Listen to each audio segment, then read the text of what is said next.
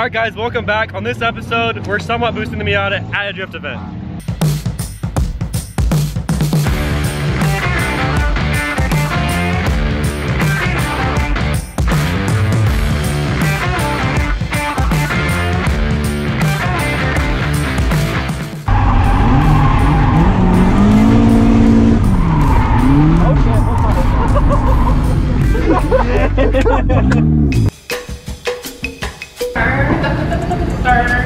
Alright guys, we're out right now, getting spark plugs. Gotta get some ice real quick.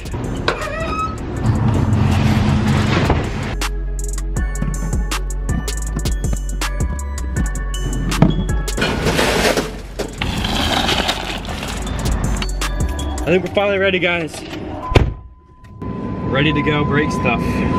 That's always a fun time, isn't it? I'll break stuff, Joe. Hopefully Joe doesn't break it. Yeah, no, it's not a fun time for the wallet though. We made it, boys. Mineral Wells Airport. Probably the slowest airport I've ever been to. Then again, we live in DFW. See, I'd like to drift out on the runway, but I don't think the FAA would jive well with that. You ready, bro? I'm excited, man. So much stuff, guys. Like literally the amount of prep work we have done this week has been insane. And we still made like 5 different stops on the way here, just getting random stuff. Like it all adds up. The 1500 is doing pretty good, averaging 12.5. We were getting like 13 on the highway, but not bad. And Joe's on the wrong side of the road again. Look, man, we own the road. I can already tell it's lit. There is hella tents out there. I'm so excited. You got a school bus. Man, got Gin Jim up in here. Gin Jim 2.0, long school bus edition.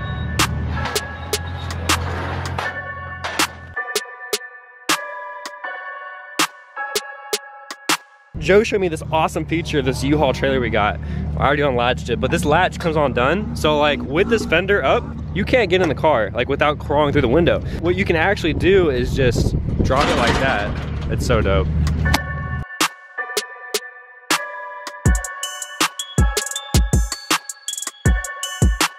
Alright guys, welcome back. On this episode, we're somewhat boosting the Miata at a drift event. We're still waiting on a kit to come in, but we decided to say, screw it. We are basically piecing together our own kit and just gonna send it, to be honest. So we have most of the prep work done. It does run.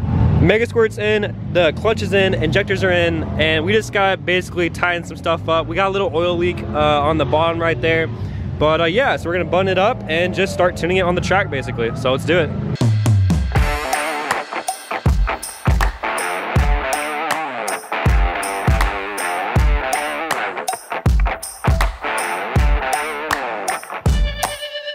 So yeah, we just discovered that the vacuum line that's hooking our wastegate up, it's got a little tiny hole in it, so that's not good. Boost controller. That means we're pushing like 15 PSI. That's not good for stock Mazda.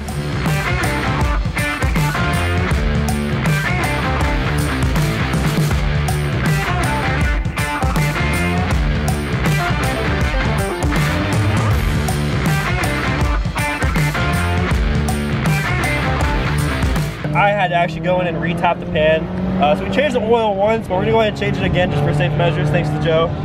So that's what I'm doing right now. We're draining the oil. Hopefully I didn't make this too tight. Let's see.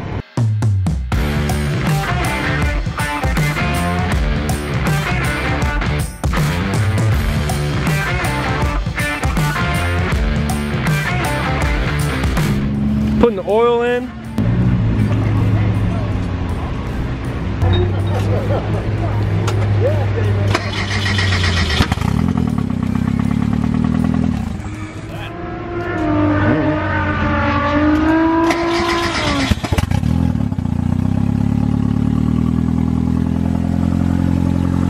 Oh hey, something I noticed that we probably need to fix.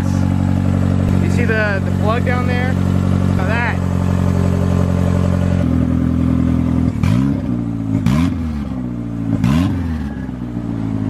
Alright guys, everything is buttoned up. It should be ready. Real quick, we'll give you a quick rundown of what we did hardware wise. So for the intake piping, we don't have an intercooler. We didn't have time to get one. We literally threw all this together last minute. I think in total we spent about $500 for all the hardware. So dirt cheap, even cheaper than the first time we did it. Amazon intercooler piping right here. We got the same cone filter we were using naturally aspirated. We drilled and tapped a hole for our IAT sensor. We got oil lines, I believe they're eBay. On the bottom, we had to run an AN hose and an AN fitting right to the drain. And then on the bottom, I already showed you all that, but the turbo drain. We got a custom downpipe made with a O2 bung for the wideband sensor. Got the downpipe, technically an uppipe with a tractor stump on it. That was Joe's idea, actually. So we drove around a little bit. It was having spark blowout, so we put some better plugs that have a little bit tighter gap. Replace those. So yeah, this is the first run. Let's see how it does. We can't get to this stud. We can barely tighten that one right there. We tighten the other three though. And on the manifold, we're not running a nut right there because the stock nut would not fit. So we're gonna go in and take it for a quick drive off the track before we just start fully sending it on the track. Joe's gonna keep an eye on the tune, make sure our air temperature sensor is working. That's not really starting very well. Woo! Moment of truth. That's 2000.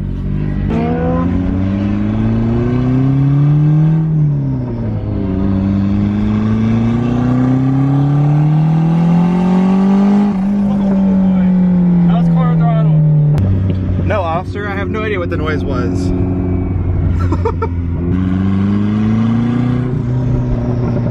Alright guys, so we just took it for the maiden voyage. It's running great. Turns out we had our boost cut in the Mega Squirt set way too low. It was cutting boost at 8 pounds of boost. It was cutting the fuel actually. So it was starting really bad. We got that sorted out. We raised that to about 200 kPa. It's running good. AFRs are good. All we gotta do is it's a little bit slow. Like it's definitely faster than it was, but we definitely need to tinker with the timing a little bit. So really happy with the stock settings so far. Since we don't have an intercooler, we'll be running the timing as is to make sure it doesn't overheat. And yeah, let's do it. Is having a good. All right guys, maiden voyage. Well, technically maiden voyage number 2. About to go slide it. I don't know this track at all.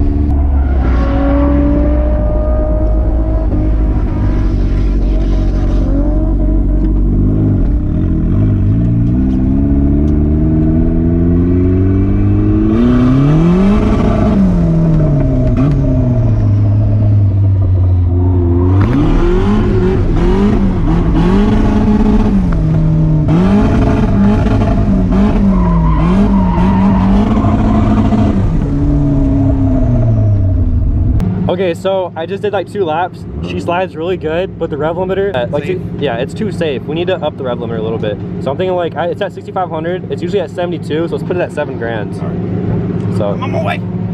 Thanks, Joe.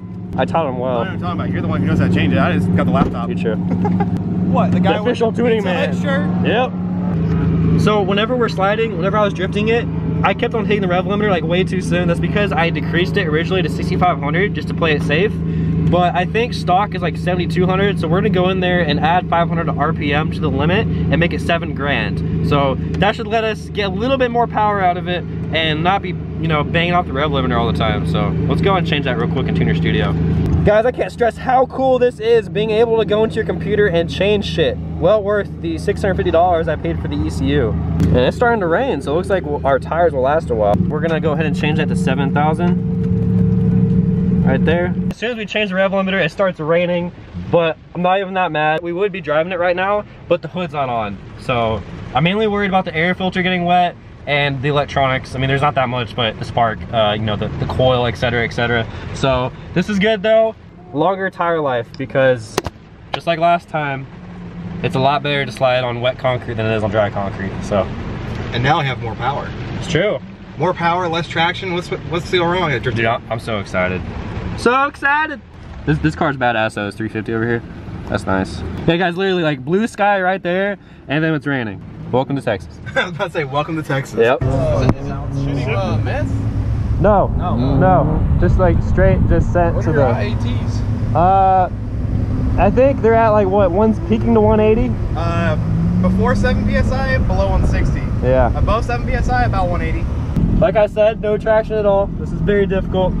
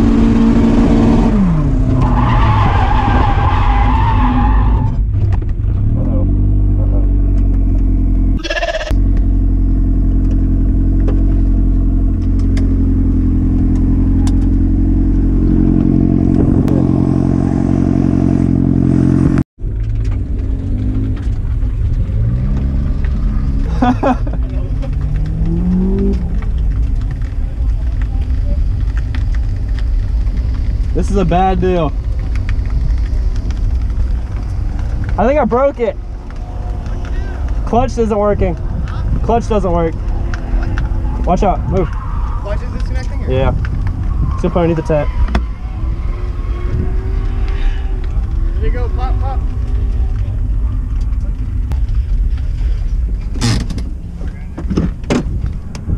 Something happened to the clutch. All right guys, so as I was going, the clutch just stopped working, and looks like our slave cylinder lost a bolt. And I don't know if you guys can see that, but it's literally just hanging loose right now. So that right there is our problem. So we'll go ahead and pull it out real quick. Literally, I've already replaced this, so we got a brand new slave cylinder for free. So we're about to go back. We got an extra bolt too. Well, we got one extra bolt. We bought 2 pack of bolts because one of them just flew out really fast. Like, hit the clutch, one of these bolts just popped out, and the slave cylinder went limp. So now all we gotta do is reinstall it and bleed it. Oh, and we got some brake fluid too. That's good. All right, guys, we got Gabe underneath here fixing it. Getting her done.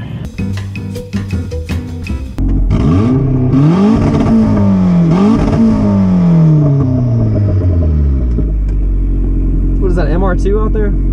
We're at, Right there on the track right now? I thought it was an 8.6. I don't know though. I can't see it that well. It looks kind of like an 8.6.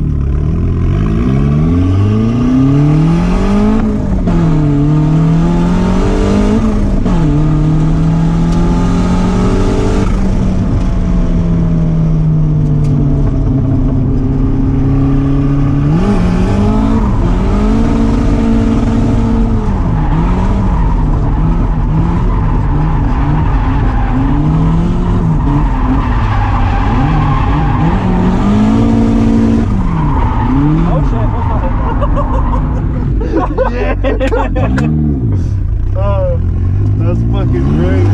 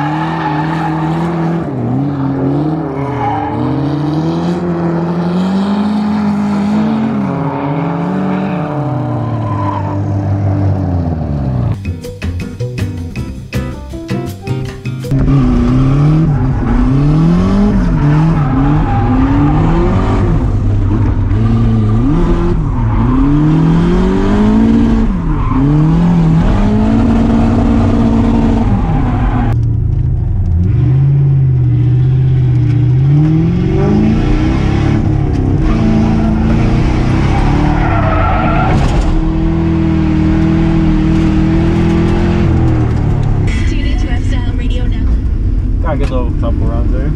Yeah, that's like fucking ridiculous, dude. The flames. Oh my god, I want one so bad.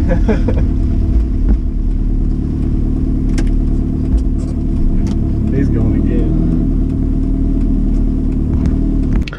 Alright guys, it's currently about 2:15 in the morning. We got the Miata on the trailer, about to go head out, go get some rest and come back in the morning. So it rained really hard, so we had to wait because, well, the Miata don't got a hood on, so yeah, I don't want water getting in the air filter and all the electronics. I think I said that earlier. But anyways, packing it up.